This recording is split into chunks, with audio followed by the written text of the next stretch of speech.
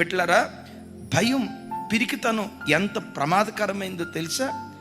గడిచిన వారంలో చీమల భయంతో చీమలను చూసి చీమలకు భయపడి ఊరేసుకొని చచ్చిపోయిందట ఒక తల్లి. గుండెలు పిండే బాధాకరమైన సంగతి ఏంటంటే, భయం ఎంత ప్రమాదకరమైనదో ఆలోచించ. దేనికి భయపడింది? ఆ ఇంట్లో చిన్న చీమలు వచ్చాయట.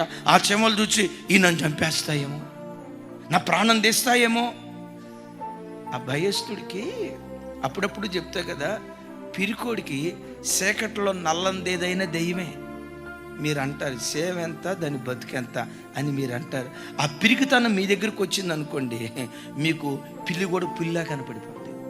గుండెల నిండా విశ్వాసం ఉంటే పులి లాంటి సమస్యలు కూడా పిల్లిలాగా కనపడతాయి.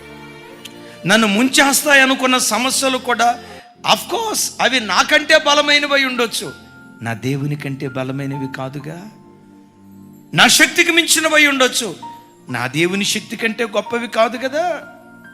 మించిన బలము గలవాని చేతిలో నుంచి దావీదును విడిపించిన దేవుడే మించిన బలము కలిగిన సమస్యలో నుంచి నా దేవుడు నన్ను విడిపిస్తాడు, నా పిల్లలను దేవుడు విడిపిస్తాడు, నా కుటుంబాన్ని దేవుడు విడిపిస్తాడని ఆ విశ్వాసం ఒక్కటి నీ గుండెల్లో ఉంటే ధైర్యంగా సాగిపోయే కృప దేవుడు అనుగ్రహిస్తాడు.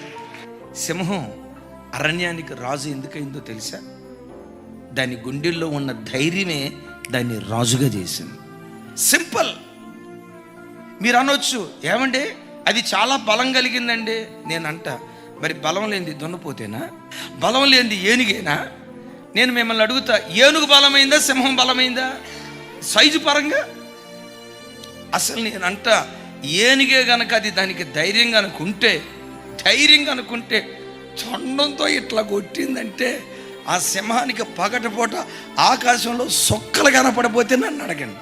ఇది బలం కలిగిందే, చక్కటి దేహదారుఢ్యం కలిగిందే, ఓ బలీయమైనటువంటి తొండం దానికి ఉంది.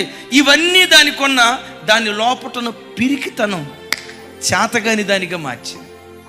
అరణ్యం లాంటి ఈ లోకంలో నేను రాజుగా రాణిగా నేను నిలవబెట్టేది నీ గుండెల్లో ఉండే ధైర్యమే, నీ బలాన్ని బట్టి కలిగిన ధైర్యం కాదు. ఏ దేవుడు నమ్మి ఈ విశ్వాస యాత్రకు నిన్ను పిలిచాడో, ఏ దేవుడు నిన్ను నమ్మి నీ చేతులకి సేవ అప్పగించాడో, విశ్వాసమునకు కర్త, దాన్ని కొనసాగించే యేసు మీద నువ్వు నమ్మకం ఉంచుకుంటే అరణ్యం లాంటి ఈ లోకానికి నీవే ఒక రాజులాగా నువ్వు నిలవబడతావు.